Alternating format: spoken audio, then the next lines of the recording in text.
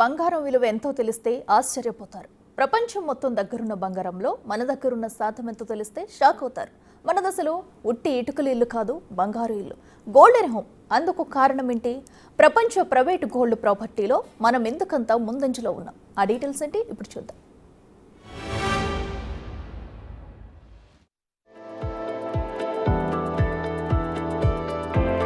భారతదేశంలో ఇంటింటి బంగారం విలువ పాకిస్తాన్ ఆర్థిక వ్యవస్థ కంటే 6 రెట్లు పెద్దది. ఇది ప్రపంచ వ్యాప్తంగా ఉన్న అన్ని దేశాల గృహ సంపద కన్నా కొన్ని వందలు, వేల రెట్లు ఎక్కువ. దేవాలయాలతో సహా భారతీయ కుటుంబాల సమిష్టి సంపద విలువ 25,000 టన్నులు. దీని విలువ మార్కెట్లో 2.4 ట్రిలియన్లుగా అంచనా వేసింది వరల్డ్ గోల్డ్ కౌన్సిల్. ఇది మన 2026 ఫినాన్షియల్ ఇయర్లో 56% అంచనా. 2025 ఫినాన్షియల్ ఇయర్ కోసం IMF ఒక అంచనా వేసింది. దీని ప్రకారం పాకిస్తాన్ ఆర్థిక వ్యవస్థ $411 బిలియన్ విలువైంది. అయితే భారతదేశంలోని ప్రైవేట్ బంగారు నిల్వల మొత్తం ఎంత అని చూస్తే ఇది పాకిస్తాన్ GDP కంటే 6 రెట్లు అధికంగా కనిపిస్తోంది. కేవలం పాకిస్తాన్ మాత్రమే కాదు, $2.4 ట్రిలియన్ ఇటలీ, $2.3 కెనడా జీడీ కన్నా ఎక్కువే. యూనియన్ బ్యాంక్ ఆఫ్ స్విట్జర్లాండ్ ప్రకారం 2020 నాటి కాలం నుంచి బంగారం ధరలు ఎక్కువయ్యాయి. ఇది భారతీయ గృహ సంపదను మరింత పెంచినట్టు తెలుస్తోంది. వాణిజ్య ఉద్రిక్తతలు, ద్రవ్యోల్బణం, రాజకీయ పరిణామాలు, ఇంకా ఎన్నో అనిశ్చితుల కారణంగా 2026 నాటికి బంగారం ధరలు ఔన్స్ కు $3,500 పెరుగుతాయని అంచనా వేసింది స్విస్ బ్యాంక్. 2026 ఆర్థిక సంవత్సరానికి గాను భారత్లో బంగారం పరిమాణం విషయంలో డిమాండ్ తగ్గుతుందని UBS అంచనా వేసినప్పటికీ అధిక ధరలు నికర దిగుమతులను $55.60 బిలియన్ చేర్చుతాయని తెలుస్తోంది. ఇది జీడీపీలో 1.2% ఉండటం విశేషం. ప్రజెంట్ గోల్డ్ రేట్స్ రికార్డులు తిరగరాస్తున్నాయి. అయినా సరే ప్రస్తుతం బంగారం డిమాండ్ ఏమంతా తగ్గలేదు. ప్రస్తుత ఆర్థిక సంవత్సర డిమాండ్ 782 టన్నులు కాగా ఇది గతం కంటే 15% ఎక్కువ. ఆభరణాల డిమాండ్ అయితే కాస్త తగ్గిన మాట నిజం. బంగారు కడ్డీలు, నాణాలలో రీటైల్ ఇన్వెస్ట్మెంట్ 25% పెరుగుదల కనిపిస్తోంది. 2024 మధ్య కాలంలో కస్టమ్స్ సుంకం 15% నుంచి 6% తగ్గింది. 2026 నాటికి హౌస్ హోల్డ్ డిమాండ్ 725 టన్నులకు తగ్గుతుంది. 2027 నాటికి ఈ డిమాండ్ 800 టన్నులకు పెరుగుతుందని అంచనా వేస్తోంది UBS. ఈ రికవరీ వెనుక కేంద్ర వేతన పెరుగుదల ఉండొచ్చని అంటున్నారు. ఈ మొత్తం విలువ $55 బిలియన్. ఇది పొదుపును పెంచుతుంది. దీంతో ఇటు రియల్ ఎస్టేట్, అటు గోల్డ్ ఇన్వెస్ట్మెంట్ లో పెట్టుబడులు పెరిగే అవకాశం ఏర్పడుతుంది. అందుకే 2027 నాటికి బంగారం కొనుగోళ్లు పెరుగుతాయని అంటోంది స్విస్ బ్యాంక్. భారత్ బంగారు నిల్వలు ఆకట్టుకునేలా ఉన్నప్పటికీ ఈ సంపద ద్వారా మనీ జనరేట్ చేసే యత్నాలు చాలా వరకు తగ్గాయి. బ్యాంకులు నాన్ బ్యాంకింగ్ ఫినాన్షియల్ విభాగంలో విస్తరించడానికి ప్రయత్నించినప్పటికీ గృహ బంగారంలో 2% కన్నా తక్కువ రుణాలకు పూచీకత్తుగా వాడుతున్నట్టు చెప్తోంది Swiss bank. Bajaj finance, Shriram finance, Chola వంటి సంస్థలు గోల్డ్ లోన్స్ ఇస్తున్నాయి. అయితే బంగారు ఆభరణాలపై ఉన్న మోజు gold bonds, gold monetisation schemes ని దెబ్బతీసినట్టుగా చెప్తారు. అందుకు 2024లో సావరిన్ బాండ్స్ నిలిపివేతే అతి పెద్ద ఉదాహరణగా చెప్తోంది స్విస్ బ్యాంక్. బంగారం ధర ఎప్పుడైతే పెరుగుతూ వెళుతుందో ఇది ప్రభుత్వానికి భారమయ్యే అవకాశముంది. అందుకే ఇలా చేసినట్టు చెప్తున్నారు నిపుణులు. బంగారం దిగుమతి భారం ఎక్కువగా ఉన్నప్పటికీ భారత్ కరెంటు ఖాతా లోటు నిర్వహించదగిన స్థాయిలోనే ఉన్నట్టు తెలుస్తోంది.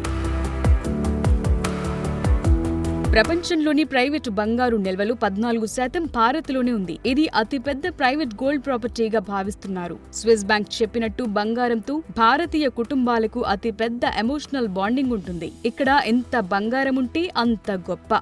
సరిగ్గా అదే సమయంలో వారిని అలవాటు సంపన్నులుగా మార్చుతోంది.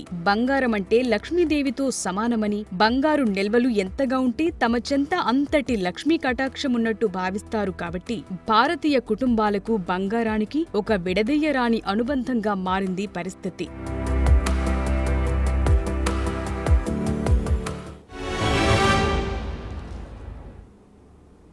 మన ప్రాంతంలోని నీ ఇల్లు బంగారం కాను అంటారు. కారణం ఇక్కడ బంగారం అంటే అదో ఎమోషన్. ప్రతిదానికి బంగారం లాంటి మనిషి, బంగారు కుండ, ఇలా రకరకాల విశేషణలు అల్లుకుని కనిపిస్తాయి. సరిగ్గా అదే సమయంలో ఇక్కడ బంగారానికి దేవత ఆచ్ఛాదన కూడా ఉండడంతో ఇక్కడ గోల్డ్ మీన్స్ గాడ్ కింద లెక్క.